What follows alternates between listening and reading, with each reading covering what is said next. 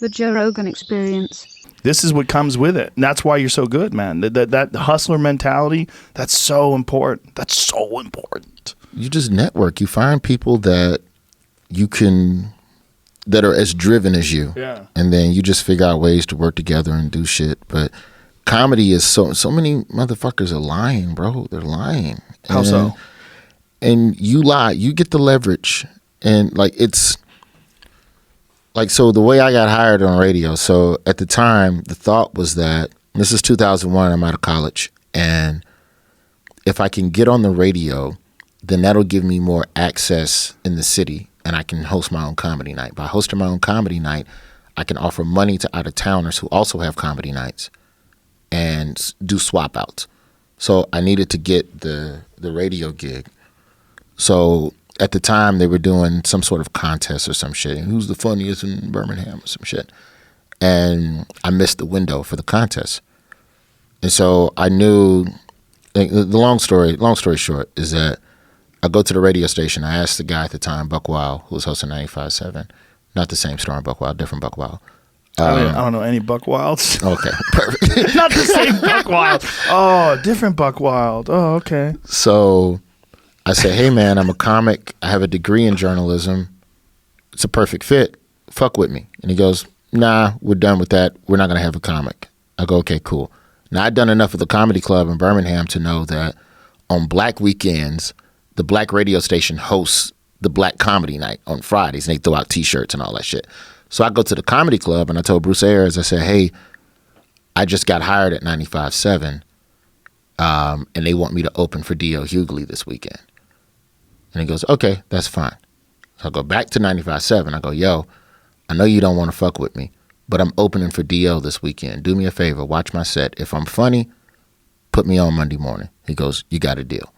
So I get to the comedy club that Friday, and all I have to do is keep Buck Wild and Bruce Ayers apart so that neither one knows what the fucking lie was. Right.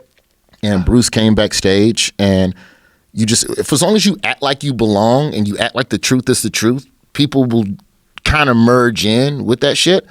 And Bruce came in the room and goes, okay, Buck Wild, you go out and throw the T-shirts, and then you bring up Roy. And I went out, and it was 7 minutes, but I fucking crushed. Like, just when you need that one set to go right in every syllable, every fucking comma is perfect. And I demolished in front of D.L. Hughley. And I walk off stage, and Buck Wild says, see you Monday morning. And that's how I got radio. It's just, what were you going to do? Not fucking book me? I'm already not really working the comedy club. I'm already not hired by you. What is the penalty for this lie? Is this lie, will this lie send me to jail? No. Fucking lie. It's a hustle lie. Yeah. I'm not saying load your resume with 50 different credits that you don't have, but if you've performed somewhere else outside of where you're from, you have performed across the country. Yeah. What you basically did is like the comedy version of a subprime mortgage loan. Yeah. You're like, he sold a house to someone who really shouldn't be buying a house, but it worked out and you kept the house. Yeah. That's amazing. Check kiting, man. I came up, man, because, I got arrested when I was 19. So for credit card fraud. Oh. We were stealing credit cards in college and like buying jeans and all of that shit. So my first 2 years of stand-up, I was on probation. So wow. When you have that, I could have gone to jail, or this shit could be a lot worse living in the back of your mind forever. Hustling, like, I don't know, people call it hustle. I just like, no, I have no choice. I have to fucking do this. I knew a dude who was one of the original credit card fraudsters. His name was International Sal. International Sal. What? Yeah, man. He was a dude who used to come to this pool hall I was at. And International Sal was like, he was a real nice guy, but he was a famous loser at gambling. In that he would make millions of dollars on credit card fraud. They had an organized crime empire, and this is what they would do. Back in the day, you remember they had this transparency, like they would run your card, they would put it on a machine and go, yeah, shoot.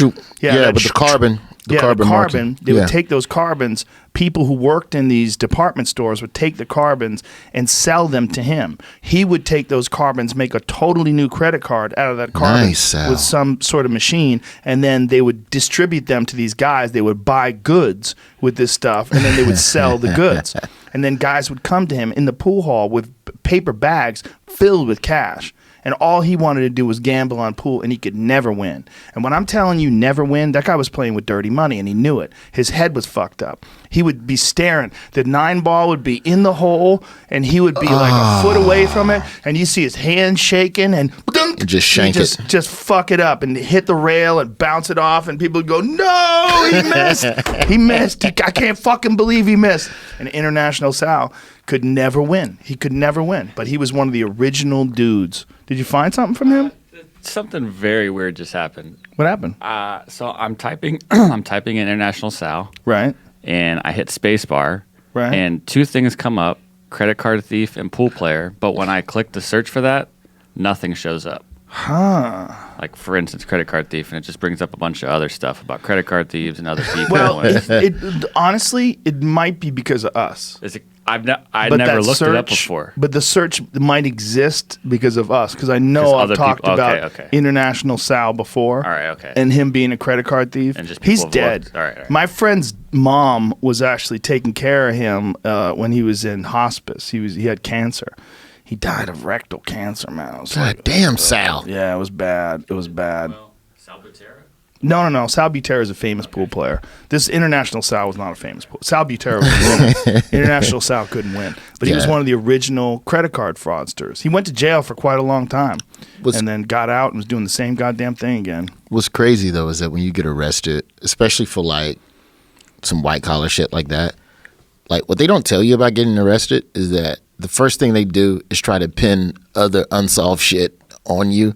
So before you even like get a mugshot or anything, you just go sit in a room and they go, here are all the mugshots of other people we are looking at for similar crimes. Do you know any of these motherfuckers? And then you get a handwriting sample, and then and that's when you find out like, oh, I was just a petty fucking teenager that just took a credit card to get some jeans. And then you start realizing like, oh, there's an entire fucking syndicate of shit happening in this city that I didn't know anything about that they're trying to fucking pin on me. And that's when the fear set in. Because like in your head, you're like, all right, well, I know I probably won't go to jail. I hope I don't go to jail. Oh, shit, I might go to fucking jail. For some shit you didn't do.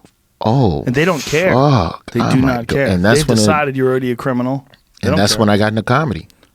That was the fucking depression. Like that was the fucking moment. Like, oh shit. Well, Joey Diaz went to jail for armed kidnapping. That's how he got into comedy. He robbed a dude over some coke with a machine gun, taped him to a chair and shit. And then when he was in jail, he learned how to do stand-up. That is the best cold open to a biopic. When Joey Diaz gets his biopic, it has to start with duct tape on somebody's he's friends wrist. with the dude he kidnapped. He took pictures of him. He took pictures together. Didn't he put it up on his Instagram? He took pictures with the guy he kidnapped. He's like, 31 years ago, I kidnapped this cocksucker. Now we're friends.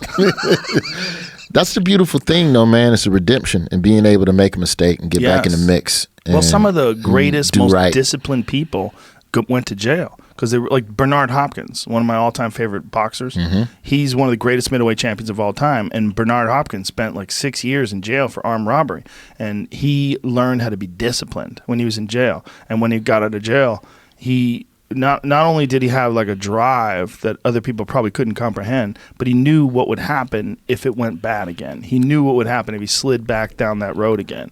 And apparently, like the corrections officer just said when he was getting out, "You'll be right back in here." And he was like, "The fuck I will be. The fuck I will be." And he turned out to be one of the greatest boxers of all time. There he is. Joey's with the guy. 32 years ago, I made a mistake. So what? It's not where you The start, guy it's I where you kidnapped finish. showed up to my show. 32 years ago, I made a mistake. So what? That's It's not where you beautiful, start, man. it's where you finish. It's That is beautiful. crazy. You know, that's what the whole redemption is about, and Yes. trying to, you know, do what you can with your second chance. That's why I just try to grind, man. All this shit is a gift. I could have been in prison.